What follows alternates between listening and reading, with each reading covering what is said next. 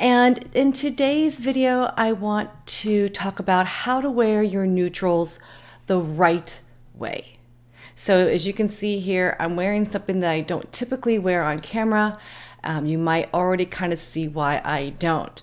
But let's talk about how wearing certain neutrals in certain ways can convey certain messages and maybe undesired messages, and you may not even know.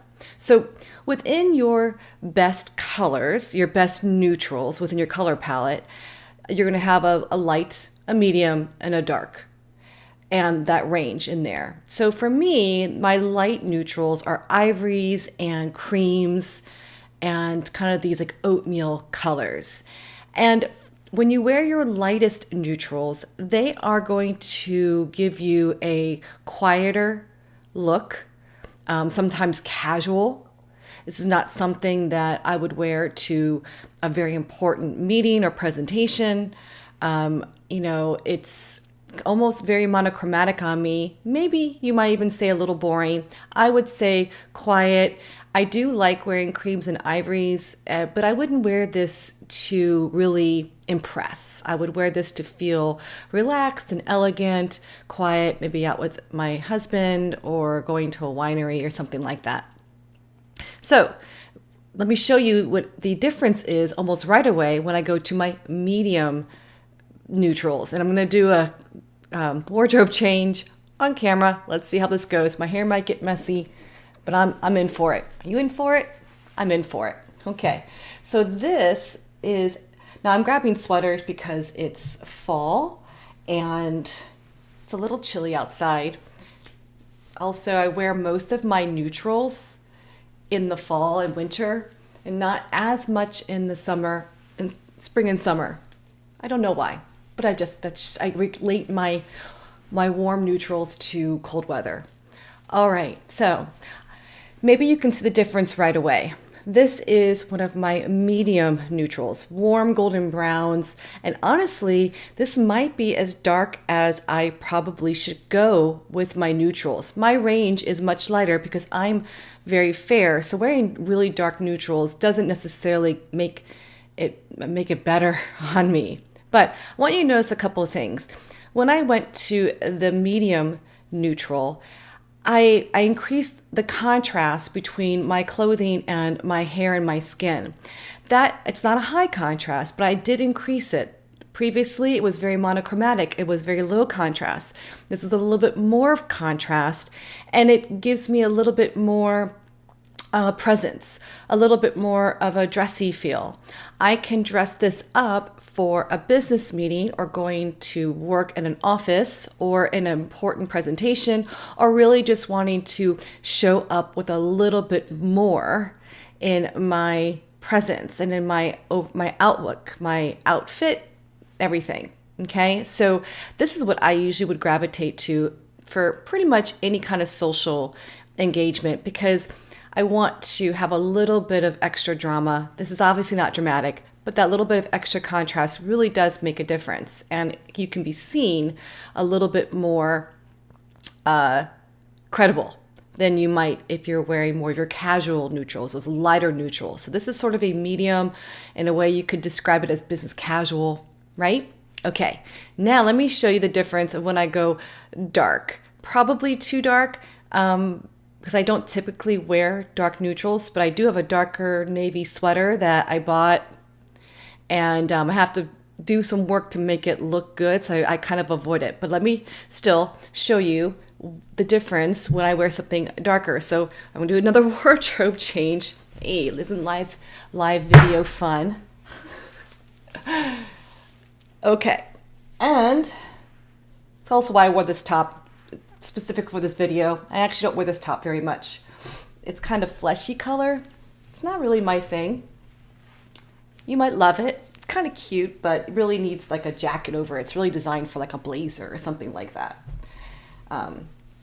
which is a great way to also throw in your neutrals, is through outer layers and blazers. But all right, so this is going to be a darker navy. Just give me a second here, wrestling with the clothes. Okay. There. All right. This is a dark navy. I'm sure you could go darker, but it might even look black on the camera, but it's not. It's navy, which is good. If I had to choose between dark navy or black, I should choose navy because black is even more harsh on me. But I want you to notice again the difference in contrast now. Now I've created a fairly high contrast between my skin and my sweater. Because I don't naturally have this kind of contrast within my coloring, it starts to look a little harsh. It's, in my opinion, not nearly as flattering. But the other thing that's happening, and it's not necessarily a bad thing, is that it's giving me a lot more of a serious, more formal presence. This is why you see suits often in navy and black and dark charcoal, because it's designed to be a little bit more formal, a little bit more serious, a little bit more of that authority, credibility. So if you are someone that has a high-powered meeting or very important presentation where you really want to be seen as someone that is an expert and knows their field, and this is also, I mean, it really does depend on, I have fuzz from the sweater and getting dressed on camera. It really does depend on your audience, on the setting. I mean, maybe a serious navy isn't appropriate, even though it is an important conversation because of the culture of where you are.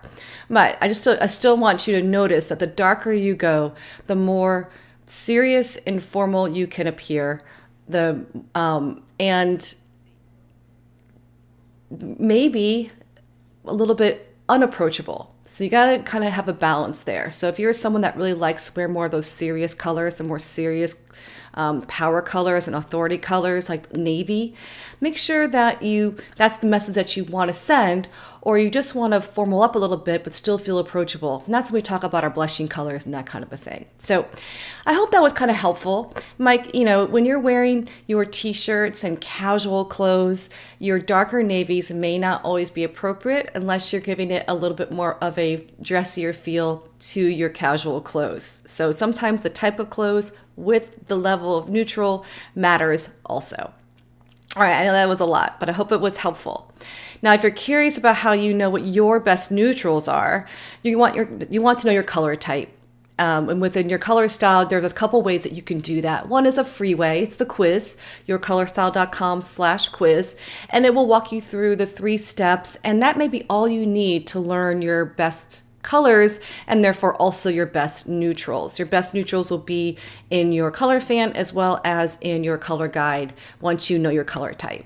If you want something a little bit faster, something with a little bit more visual information to help you get there more accurately, you should also try the DIY color analysis course, yourcolorstyle.com/DIY.